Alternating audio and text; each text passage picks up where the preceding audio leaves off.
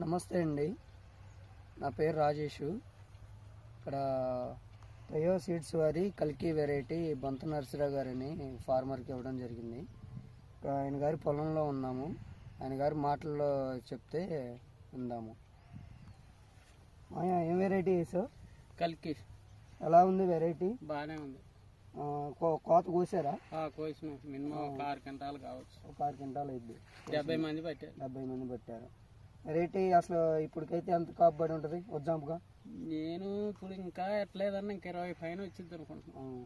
కోసింది కాదు. Okay. Variety అయితే number 1 బార్లా. ఇప్పుడు నల్లి తట్టుకుంటుందా? తట్టుకుంది. గో అదా చూడరాదు, పక్కనకి ఎడకి తేడా. ఓకే. పక్కన వేసిన దానికి నల్లి వచ్చింది, ఈ చేనికి తట్టుకుంది. అది సరే, మందులు అనేది తప్పదు అనుకో. కొట్టుకొని నూటి ఏదైనా ఇదైతే, కాకపోతే 100కి 100 బాళ్ళు తట్టుకుంది. వెరైటీ రైతులు వేసుకోవచ్చు. కనుపు దగ్గర ఉందా? కనుపు దగ్గరే కనపడుతుంది. చక్కగా ఉందిగా కాపు? చక్కగా. ఓకే. వెరైటీ అయితే రైతులు వేసుకోవచ్చు నమ్మకంగా. పర్వాలేదు. ఎక్కడ తీసుకొచ్చా వెరైటీ?